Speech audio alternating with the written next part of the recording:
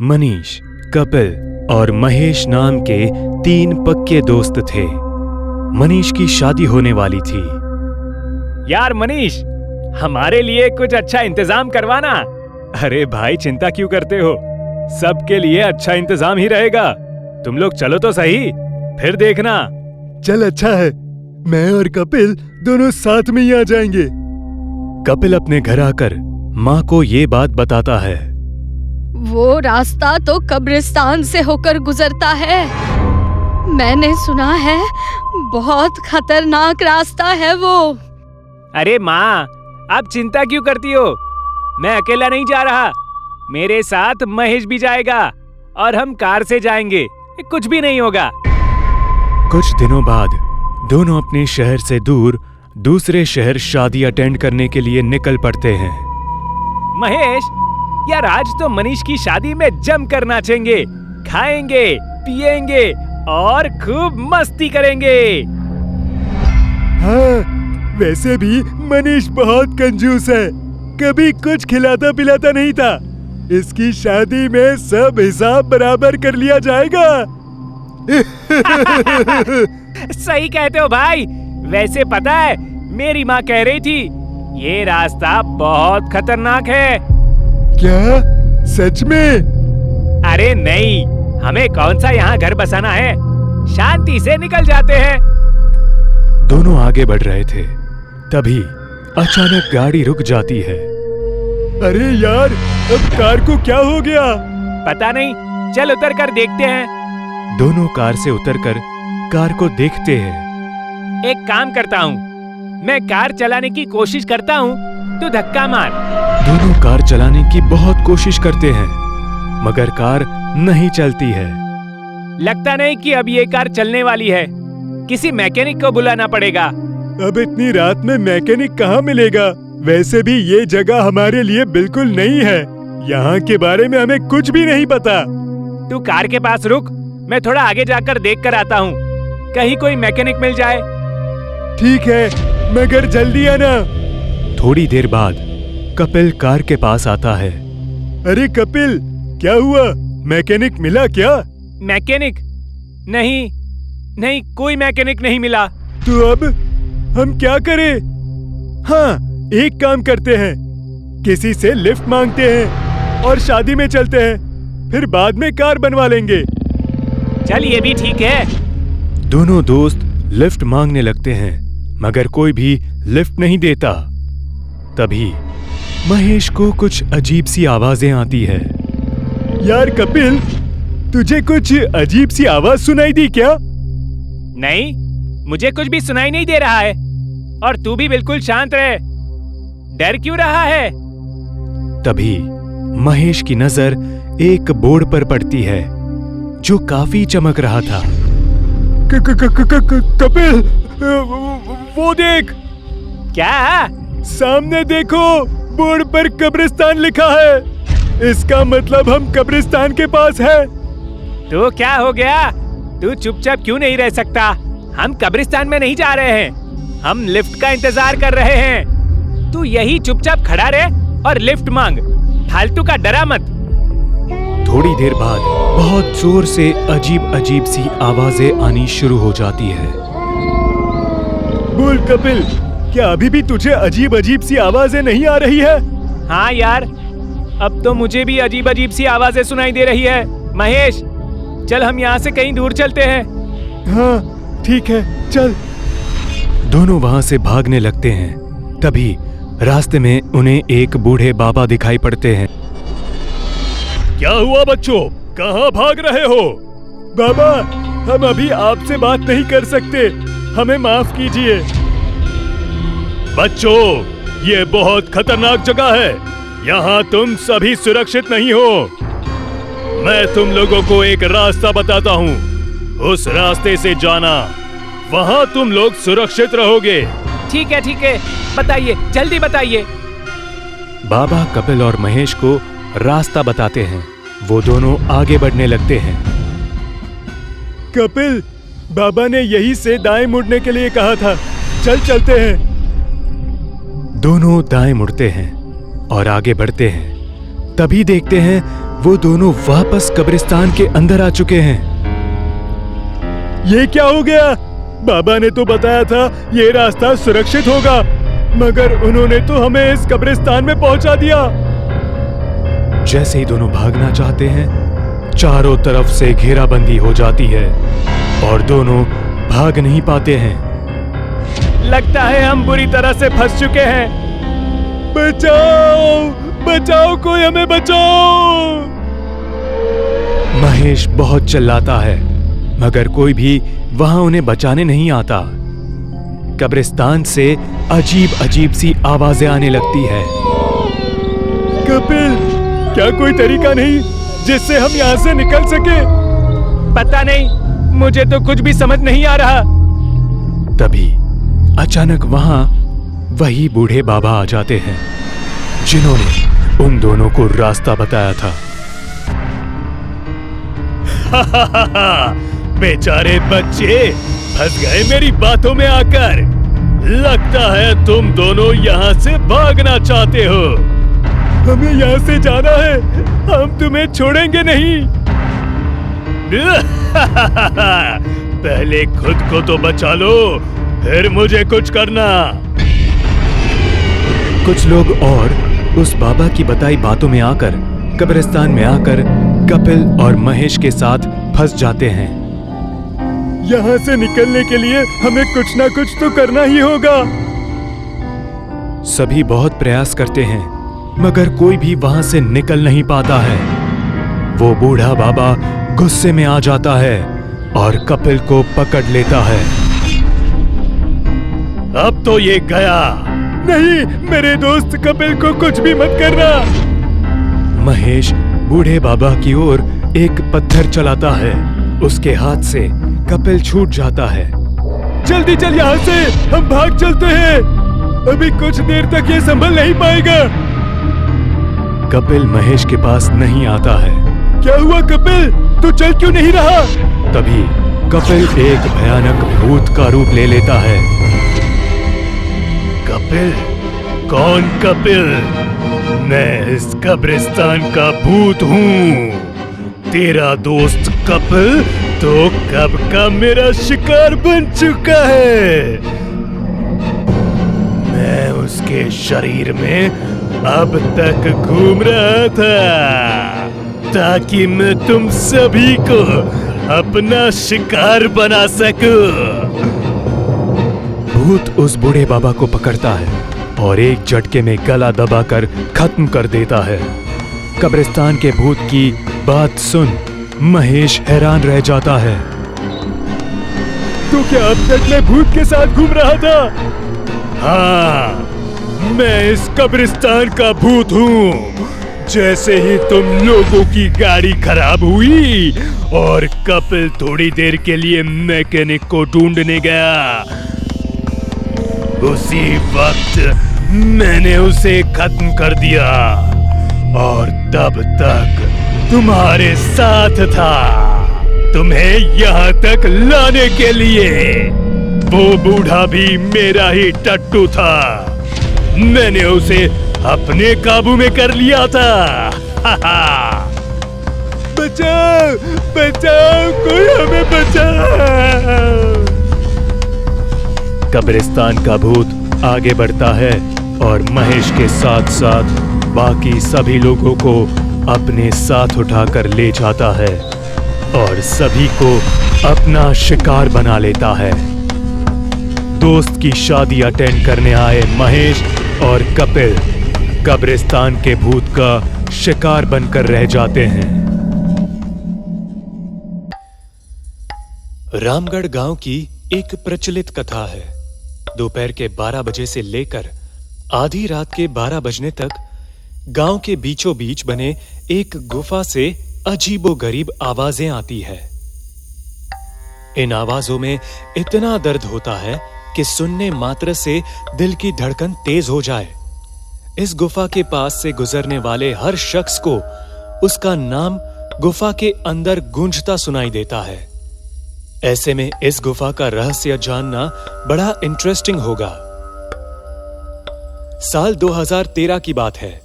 जब दो paranormal investigators Abhimanyu और रिहांत को इस गुफा का रहस्य जानने के लिए बुलाया जाता है। साहब, इस गुफा का सच होगा बहुत खतरनाक। हम तो आपसे अभी भी कह रहे हैं कि अंदर जाने की जिद छोड़ दो। अरे गोपाल जी, हमारी तो ये ड्यूटी है। हमारा डिपार्टमेंट हमें जो टास्क देता है उसे तो पूरा करना ही है। अच्छा साहब, तो ठीक है। उम्मीद है आप जल्द लौटेंगे। शाम के करीब 5 बजे एकदम गुप्त तरीके से दोनों पैरानॉर्मल स्पेशलिस्ट्स उस भूतिया गुफा के अंदर दाखिल हुए। पिछले 37 सालों से इस गुफा के अंदर से भयानक आवाजें और खतरनाक हरकतें हुई जा रही हैं। एक तो ये गुफा गांव के बीचों बीच आई है, तो ऐसे में गांव के लोगों को इस गुफा के खौफ को खत्म करना ही होगा। और ये तभी खत्म होगा जब अंदर से ये खौफनाक आवाजें और खतरनाक आकर्षण खत्म होगा। अभिमन्यु और रिहांत के अंदर दाखिल होते ही गुफा में उनके नाम के गुस्सैल आवाज गूंजने लगे। चला जा यहां से, मरेंगे दोनों। तुम लोग इस दर्द की दुनिया से बाहर निकल जाओ। अभिमन्यु और रिहांत, मौत की तारीख आज रात 12 बजे।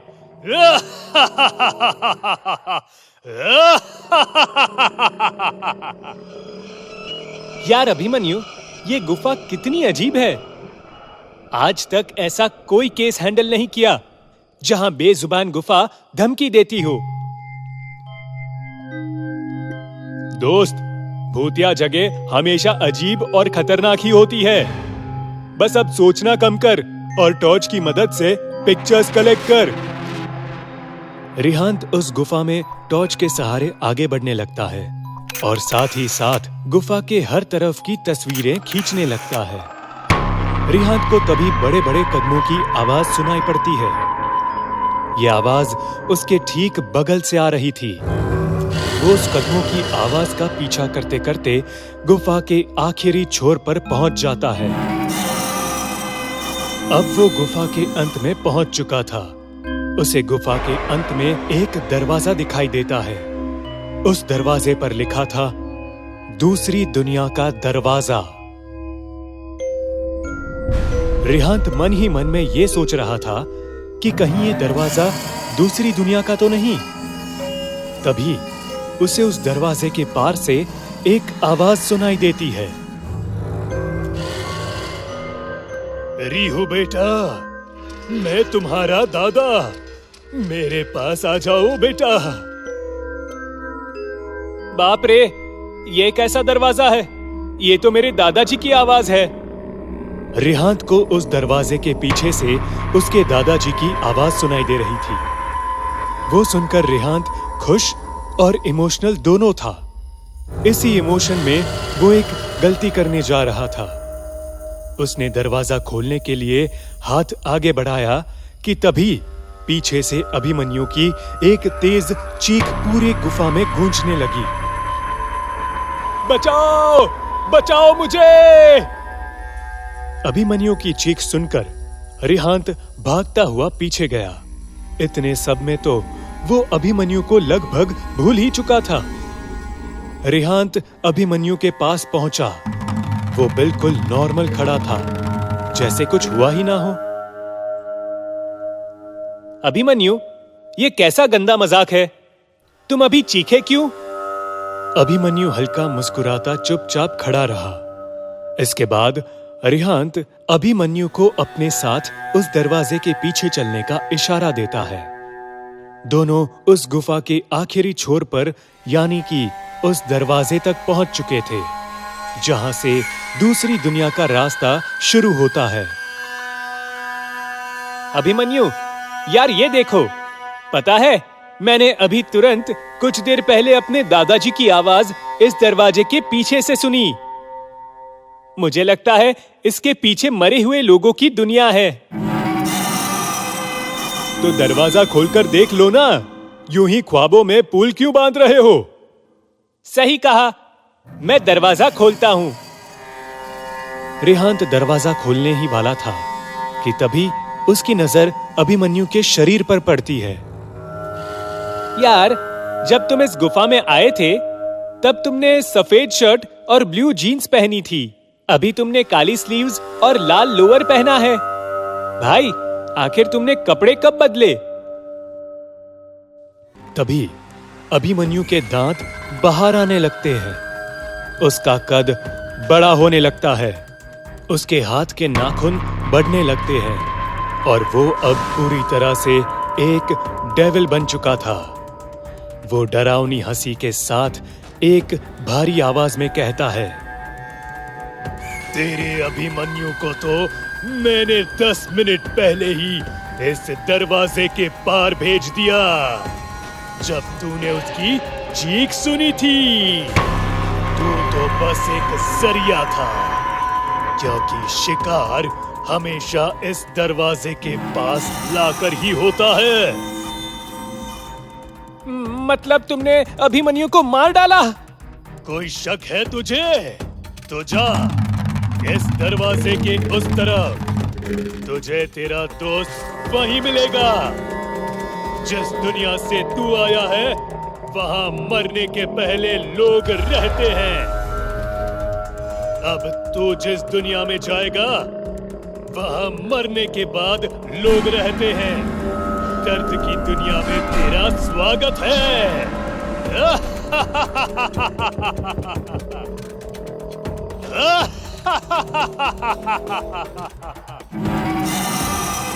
इसके बाद रेहांत भागने की कोशिश कर रहा था, लेकिन सामने वो राक्षस खड़ा था।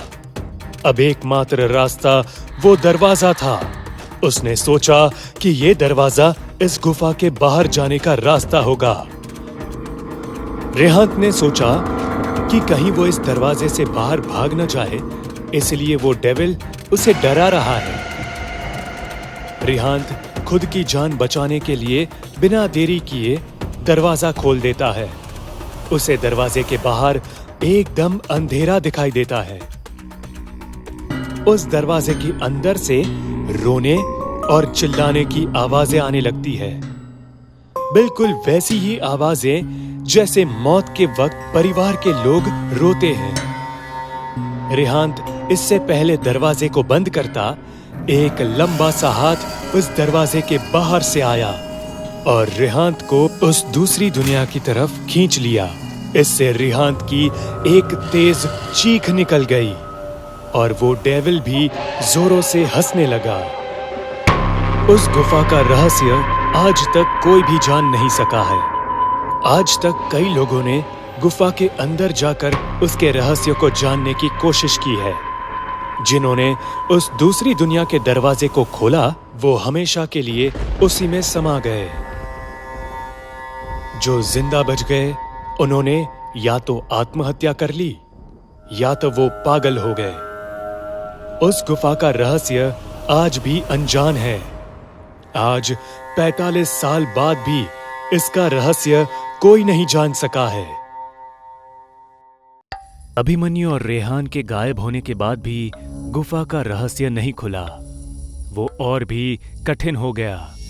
जैसे कि हमने देखा था कि रेहान दूसरी दुनिया के दरवाजे के पार जा चुका था। रेहान को किसी बड़े हाथ ने दरवाजे से उठाकर अंदर फेंक दिया और वो हाथ गायब हो गया। रेहान फिर से उस दरवाजे से बाहर जाने के लिए भागा, पर वो दरवाजा गायब हो गया। रेहान उस जगह को ध्यान से देखने लगा। वहां दूर दूर तक बड़े बड़े स्तंभ थे और हर एक स्तंभ पर किसी औरत या आदमी का चित्र बनाया हुआ था। रेहान को उस माहौल में बेचैनी महसूस हो रही थी। अभिमन्यु! दादाजी! अचानक उसे आवाज सुनाई दी। ये सब मर चुके हैं, तुम कौन हो? रेहान डर कर कहने लगा, मैं गलती से यहाँ आ गया, मुझे यहाँ से बाहर जाना है।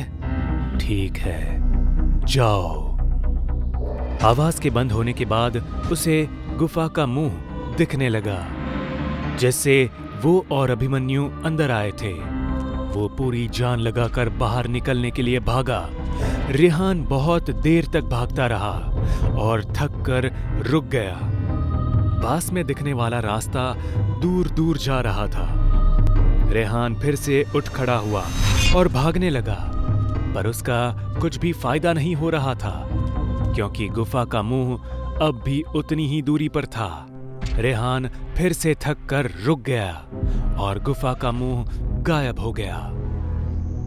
बहुत सालों बाद कोई जिंदा इंसान हमारी दुनिया में आया है और हम उसे कैसे जाने दे सकते हैं? उसके बाद बहुत से लोगों की हंसने की आवाजें रेहान को सुनाई देने लगी।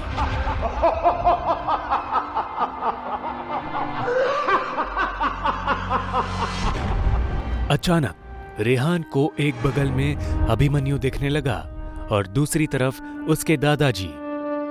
अभिमन्यु, दादाजी, आप दोनों तो मर चुके हो ना? हाँ, लेकिन एक जिंदा आदमी इन दोनों को फिर से जीवित करके अपनी बाहरी दुनिया में वापस ला सकता है। कैसे? एक गेम खेलकर।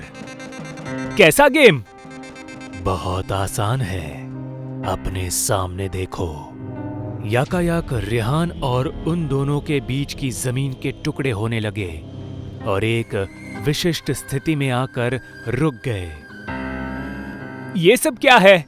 अपने ऊपर देखो।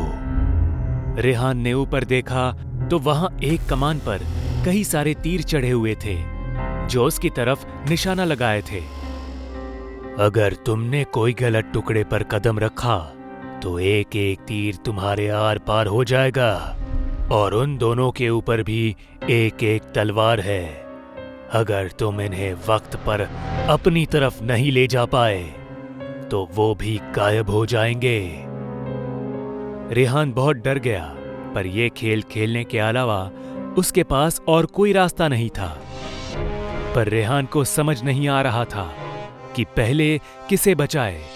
वो बहुत भावुक था, इसलिए वो पहले उसके दादाजी को बचाने निकला। पर पहले टुकड़े पर पैर रखते ही वो टुकड़ा नीचे गिर गया और रेहान बगल वाले टुकड़े से जा लटका। वो डर गया। उसे ऊपर से किसी चीज की आवाज आने लगी, इसीलिए उसने ऊपर देखा तो एक तीर कमान में खिंचा जा चुका था और रेहान की पलक झपकते ही वो तीर सीधे आकर उसकी पीठ में घुस गया। वो दर्द के मारे जोर जोर से चीखने लगा। रेहान को बहुत दर्द हो रहा था, पर वो उठकर खड़ा हो गया और आगे बढ़ने लगा। रेहान भागते और कूदते हुए एक टुकड़े से दूसरे टुकड़े पर जाने लगा। जैसे ही वो गलत टुकड़े पर पैर रखता, एक तीर आकर उसके शरीर में घुस जाता। दादाजी तक पहुंचते पहुंचते उसे 4 तीर लग गए और आखिरकार वो वहां दादाजी के पास पहुंच गया। दादाजी का शरीर हवा में खड़ा था। रेहान दादाजी को जगाने की कोशिश करने लगा। दादाजी, दादाजी, मेरी तरफ देखिए, मैं रेहान। अचानक दादाजी का शरीर गायब होने लगा।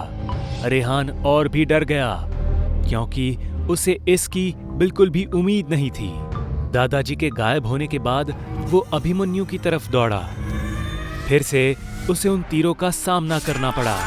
उसका पूरा शरीर खून से लाल हो गया और उसे चलने में तकलीफ होने लगी।